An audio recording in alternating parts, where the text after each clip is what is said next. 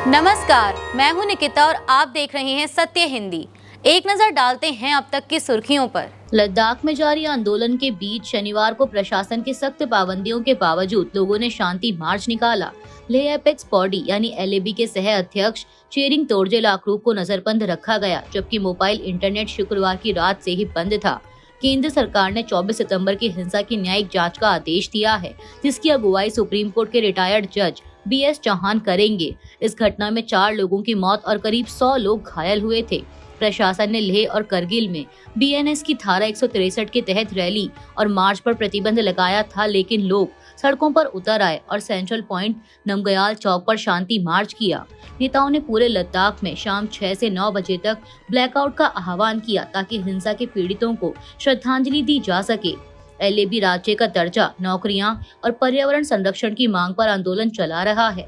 करगिल में भी मुस्लिम और बौद्ध समुदायों ने मिलकर शांति मार्च में हिस्सा लिया। लद्दाख में तनाव का माहौल बना हुआ है।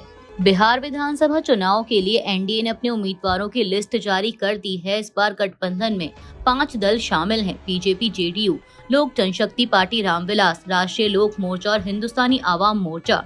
सीट बंटवारे के अनुसार बीजेपी और जेडीयू 101 सीटों पर, लोक जनशक्ति पार्टी रामविलास 29 सीटों पर, जबकि राष्ट्रीय लोक मोर्चा और हिंदुस्तानी आवाम मोर्चा 6 सीटों पर चुनाव लड़ेंगी। बीजेपी ने 2020 की तरह इस बार भी किसी मुसलमान उम्मीदवार को टिकट नहीं दिया है। वहीं जेडीयू ने 4 मुसलमान उम्मीदवार उतारे हैं। लोक जनशक्ति पार्टी ने 1, जबकि राष्ट्रीय लोक मोर्चा और हिंदुस्तानी आवाम मोर्चा ने भी किसी को मौका नहीं दिया। बिहार में 2 चरणों में वोटिंग होगी, 6 और 11 नवंबर को, जबकि नतीजे 14 नवंबर को घोषित किए जाएंगे। बिहार विधानसभा चुनाव के लिए जनसुराज पार्टी ने अपने 20 स्टार प्रचारकों की लिस्ट जारी की है। इस लिस्ट में पार्टी के संस्थापक प्रशांत किशोर का नाम सबसे प्रमुख है। पार्टी ने 2 महिलाओं विनीता विजय और सुभद्रा साहनी को भी स्टार प्रचारकों में जगह दी है। सूची में पार्टी अध्यक्ष उदय सिंह, मनोज कुमार भारती, रामचंद्र प्रसाद सिंह, सीताराम यादव और देवेंद्र प्रसाद यादव जैसे वरिष्ठ नेता भी शामिल हैं। जनसुराज पार्टी इस बार बिहार की सभी 243 विधानसभा सीटों पर चुनाव लड़ रही है। पार्टी अब तक 2 लिस्टों में 116 उम्मीदवारों के नाम घोषित कर चुकी है। बिहार विधानसभा चुनाव के पहले चरण के नामांकन की अंतिम तिथि खत्म होने के बावजूद इंडिया गठबंधन में सीट बंटवारे को लेकर कोई आधिकारिक घोषणा नहीं हो सकी है। कांग्रेस ने गुरुवार रात को अपनी पहली लिस्ट जारी कर 48 उम्मीदवारों के नाम घोषित किए, लेकिन गठबंधन के अन्य दलों ने अभी तक अपनी सूचियां सार्वजनिक नहीं की हैं। इस देरी का नतीजा यह हुआ है कि कम से कम 7 विधानसभा सीटों पर गठबंधन के सहयोगी दल एक दूसरे के खिलाफ मैदान में उतर आए हैं।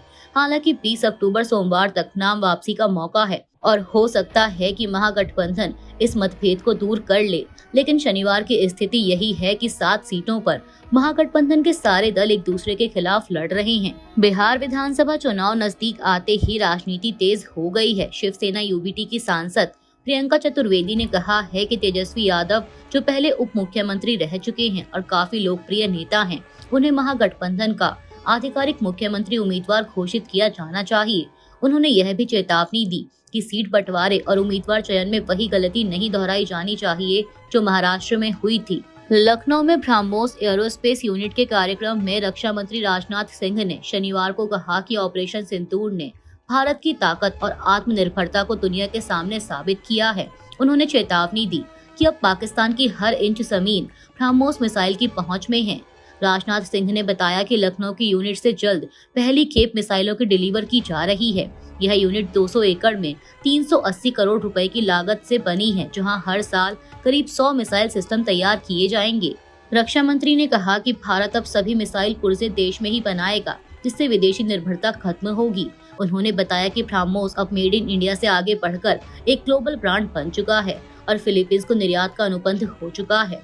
राजनाथ सिंह ने सीएम योगी आदित्यनाथ की भी सराहना की और कहा कि यूपी अब रक्षा और तकनीकी विकास का नया केंद्र बन गया है।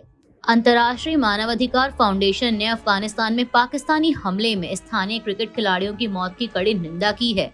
संगठन ने कहा कि नागरिकों पर यह हमला अंतर्राष्ट्रीय मानवीय कानून और संयुक्त राष्ट्र मानवाधिकार घोषणा पत्र का गंभीर उल्लंघन है। फाउंडेशन ने इस घटना के वीडियो और तस्वीरें साझा की हैं, जिनमें खिलाड़ी खेलते हुए दिखाई दे रहे हैं।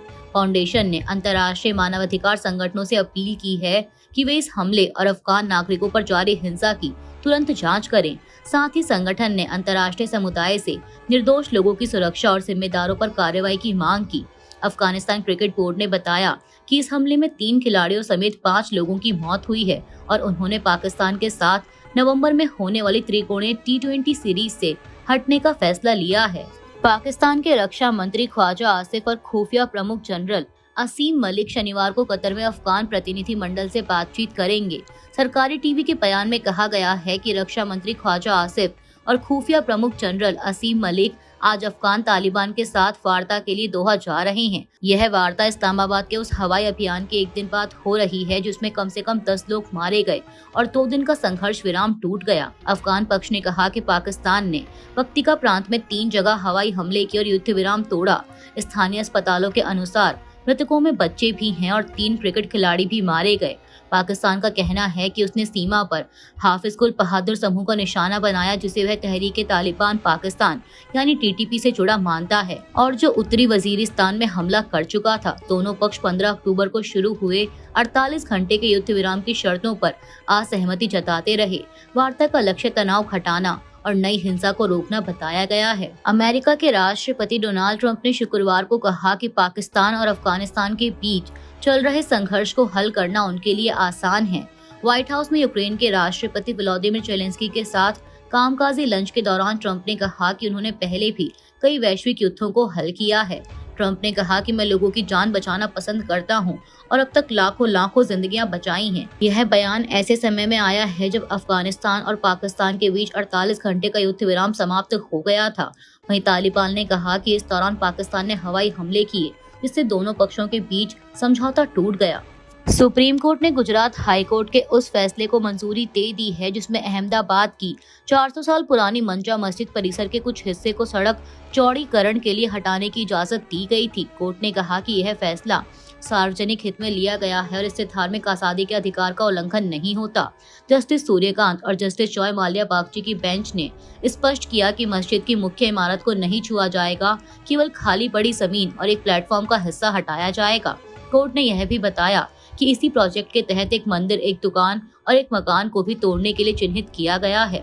हालांकि कोर्ट ने यह साफ किया कि जगह वक्फ संपत्ति है या नहीं, इस पर फैसला बाद में अलग प्रक्रिया के तहत किया जाएगा ताकि जरूरत पड़ने पर मुआवजा तय किया जा सके। दिल्ली के डॉक्टर भीमराव अंबेडकर कॉलेज में गुरुवार को बड़ा विवाद तब हुआ जब DU-SU की संयुक्त सचिव और ABVP सदस्य दीपिका झा ने अनुशासन समिति की बैठक के दौरान प्रोफेसर सुजीत कुमार को थप्पड़ मार दिया। घटना पुलिस की मौजूदगी में हुई जिसके बाद दिल्ली विश्वविद्यालय ने प्राणी शास्त्र विभाग की प्रोफेसर नीता सहगल की अध्यक्षता में 6 सदस्यीय जांच समिति बनाई है जो 2 हफ्तों में रिपोर्ट देगी। झा ने थप्पड़ मारने की बात स्वीकार करते हुए कहा कि प्रोफेसर ने उनसे गाली गलौज की और अनुचित व्यवहार किया। हालांकि उन्होंने बाद में माफी भी मांगी। वहीं प्रोफेसर कुमार का आरोप है कि ABVP सदस्य बिना बुलाए बैठक में घुस आए और उन पर इस्तीफे का दबाव बनाया। इस घटना के बाद दिल्ली विश्वविद्यालय शिक्षक संघ और छात्र संगठनों ने विरोध जताया और विश्वविद्यालय से सख्त कार्रवाई की मांग की। अमेरिका के राष्ट्रपति ट्रंप ने शुक्रवार को फिर दावा किया कि भारत अब रूसी तेल खरीदना कम कर रहा है। व्हाइट हाउस में यूक्रेन के राष्ट्रपति व्लादिमीर जेलेंस्की से मुलाकात के दौरान ट्रंप ने कहा कि भारत अब रूसी तेल नहीं खरीदेगा। उन्होंने 38% तक तेल खरीदा था लेकिन अब रुक रहा है। उन्होंने मुझे भरोसा दिलाया है कि वे पीछे हट रहे हैं। ट्रंप ने यह भी कहा कि अगर भारत रूसी तेल नहीं खरीदेगा तो रूस और यूक्रेन युद्ध खत्म करना आसान हो जाएगा। उन्होंने प्रधानमंत्री मोदी को एक महान नेता और भारत को एक अविश्वसनीय देश बताया। हालांकि भारत सरकार ने इस दावे को सख्ती से खारिज कर दिया है। भारत ने कहा कि प्रधानमंत्री मोदी और ट्रंप के बीच तेल को लेकर कोई टेलीफोनिक बातचीत नहीं हुई। बता दें कि इससे पहले ट्रंप ने बुधवार को ऐसा ही दावा किया था जिसके बाद भारत ने इस दावे को खारिज कर दिया था। अभी के लिए इतना ही। बाकी की देश दुनिया की बड़ी खबरों के लिए जुड़े रहिए सत्य हिंदी के साथ। Copyright disclaimer under Section 107 of the Copyright Act 1976. Allowance is made for fair use for purposes such as criticism, comment, news reporting, scholarship, and research. Fair use is a use permitted by copyright statute that might otherwise be infringing.